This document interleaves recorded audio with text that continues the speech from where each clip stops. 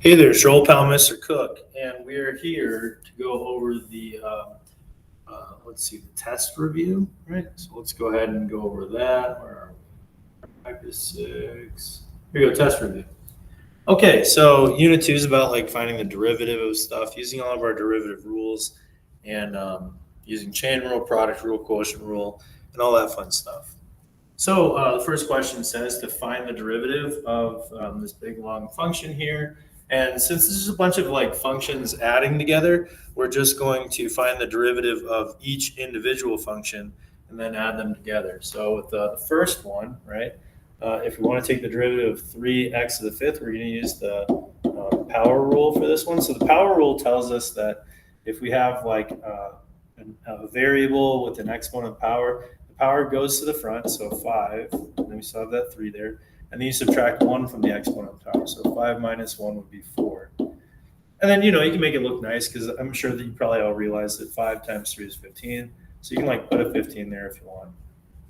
The next one is plus, and then 5e to the 4x power. So that's going to be a chain rule problem. It's because I have e to a function of x, all right? So what I do is I treat it like I take the derivative of the outside function first, which would be e in this case.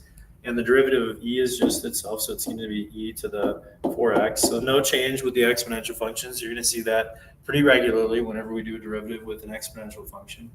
And then we multiply that by the derivative of the inside function, which was that 4x. The derivative of 4x is just 4, so I can just leave the 4 there. If you want to, like if you're just itching to do some simplification, you can always multiply the 5 and the 4 to a 20 if that's really bothering you. All right, the next one is the sine. So, sine of some function. It looks like I've got another composition, so I'm going to use chain rule because I have a function on the inside and a function on the outside. When I use the chain rule, I take the derivative of the outside function first, so that'd be the sine. The derivative of sine is going to be cosine, so it's going to be cosine of all the stuff that's in there. I just leave that alone, x to the third plus 2x. And then I multiply that by the derivative of the inside. So the derivative of x to the third plus 2x is going to be 3x squared plus 2. Now notice that I put parentheses around that 3x squared plus 2. That is very, very important. Now the reason why it's important is because I'm grouping that stuff together. If I didn't have the parentheses on there, that cosine, this thing would only be multiplying on the 3x squared. So it's important to group it together so the cosine is distributed into both things. So, that's where like notation is really important. Make sure you don't forget parentheses and things like that. Okay, the next thing is another chain rule problem. We've got natural log of x to the fourth power. So the outside function is going to be this natural log. The derivative of natural log of something is 1 over something, so it's going to be 1 over x to the fourth. And then from the chain rule, I multiply by the derivative of the inside, so the derivative of x to the fourth. And the derivative of x to the fourth is, 4x to the third power. Okay, now now we've completed all of the individual parts. If you want, you can simplify this a little bit further. But in our class, whenever you have to do an FRQ, you were done at this point. So I just put a big box around this. I wouldn't simplify a single thing other than the little coefficients that I did over there. But I would just leave it like that. That's it. That's number 1, and that should be correct. All right, number 2, I've got another function, but it looks like this time I've got 2 functions of x that are multiplying onto each other. So when I've got functions that are multiplying onto each other, that's going to be the product rule. So for number 2, f prime of x, let's see what we get here. With the product rule, I like it to describe it like this. When I have 2 functions that are multiplying and I want to take their derivative, they each take turns. So I do the first one, I do this derivative. So this is a quantity to the second power, so this is also going to be a chain rule. So when I do the derivative of this, I implement the chain rule.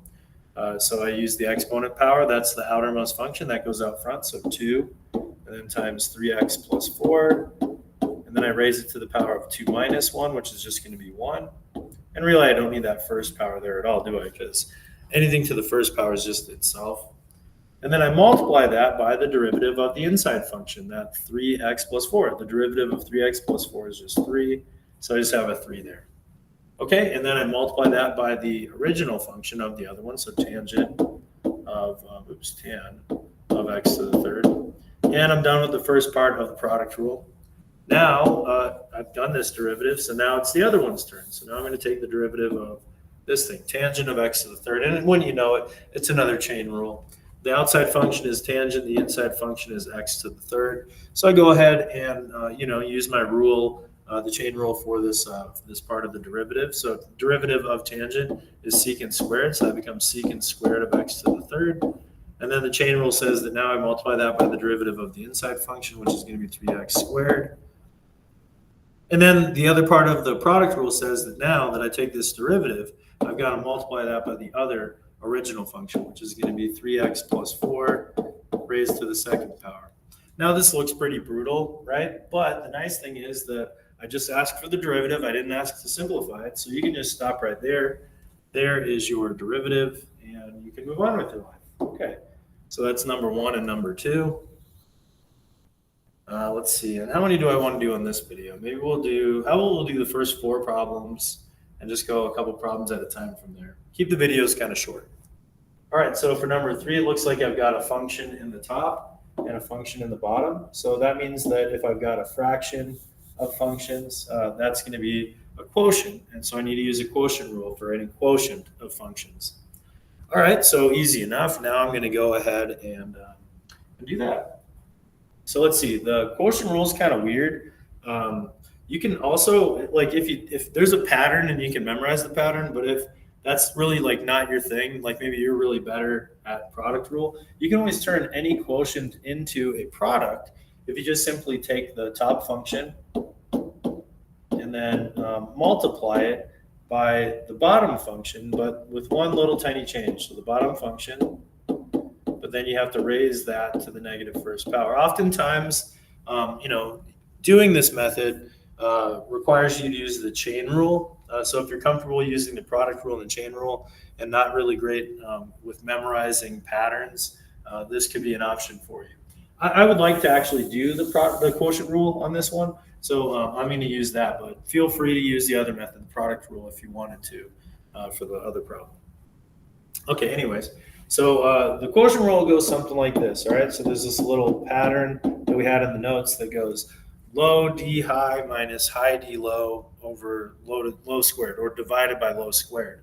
And here's what that means. Like the top function is the high function, and then the bottom function is the low function. And we just go through the pattern. So it's low d high, so the low part stays the same, sine of e to the 2x. And then high d low, so low d high, so it's going to be derivative of the top function. So now I got to do the derivative of this thing, which is going to be a chain rule. So the derivative of natural log of something is equal to 1 over something, so it's going to be 1 over x to the 5th. And then from the chain rule, I got to multiply by the derivative of the inside, which would be 5x to the 4th.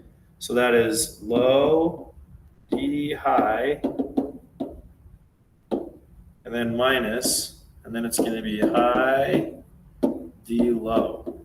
Okay, so the high function is going to be, itself, so I just leave it alone, natural log of x to the 5th, and then I multiply that by the derivative of the bottom function. So the bottom function, again, is like a chain rule, so I'm going to have to use chain rule on this one. The outside function is that sine. So the derivative of sine is cosine, so I get cosine of e to the 2x. But then I have the function on the inside, which is e to the 2x, and the derivative of e to the 2x is e to the 2x. But then I have a function inside that exponential function, that's 2x. So I have to follow that up by multiplying by the derivative of 2x, which is just 2. Okay, so the pattern is low d high minus high d low, and then it's all over, so dividing by the low part squared. So the low part is sine of e to the 2x, and then that quantity is going to be squared. And then I have to simplify it, right? No, I'm just kidding. No, you don't have to simplify. You can just leave it exactly like that. There you go. There's your answer. And that will get you full credit if this was a free response question, or if this is a question on one of our tests that didn't require you to simplify. Okay, so there you go. There's number 3. Number 4, it looks like we've got, whoa, there's like a lot of chain rule in this. Maybe I'll color code this one just to kind of show you how I'm going to do it piece by piece, okay? So, all right, I can identify that this is a function and a function and a function and a function. The outermost function is that cosine right there. And then the next outermost function is the natural log. And then the next outermost function is that e to the 3t. So the e to the whatever power, so the exponential. And let me get one more color out here. How about, orange? Orange? No, purple. Yeah, let's do purple. There we go. And then 3t is like our last little function that we're going to be dealing with. Okay, so let's do them piece by piece. The first thing that we have to do to take the derivative, so f prime of t, is take the derivative of the outermost function, and that's cosine. The derivative of cosine is negative sine. Okay, so there we go. There's our first derivative, sine, negative sine of something. And then it's just going to be all that other stuff is going to stay the same, natural log of e to the power of 3t. All right, now we got to move our way inside. So the next innermost function is the natural log. So now the natural log's derivative is, natural log of something's derivative is 1 over something. So it's going to be 1 over e to the power of 3t. Wait, and actually I should say 1 over something. So that something is going to be e to the power of 3t. Okay, the next innermost function is the exponential part. So, now we're up to here, the exponential. Anytime that you take an exponential function, e to the power of something, its derivative is e to the power of something. So it's still going to be e to the power of, that 3t that we have there. And then the innermost function is going to be that 3t. So now I got to take the derivative of the 3t, and that's just going to be a 3, and that's it. Okay, so we went from the outermost function, we did its derivative, leaving the inside part alone. And then we did the next innermost function, which was natural log, and we left the rest of it alone. And then we did the next innermost function, which was e to the power of something, and we left the rest of it alone. And then we did the last part, which is the innermost function, that 3t, and we did the derivative of 3t. Okay, and that would be kind of like the extent of like a really long chain rule problem that we would do, just like this, okay? All right, so if you didn't think that one was too bad, then you've seen the extent of difficulty of a chain rule problem that we might see. Okay, that's also, I think I'll call that an end to the first video, and then we'll start up on number 5. I hope to see you then. I hope you enjoyed this one. Bye-bye.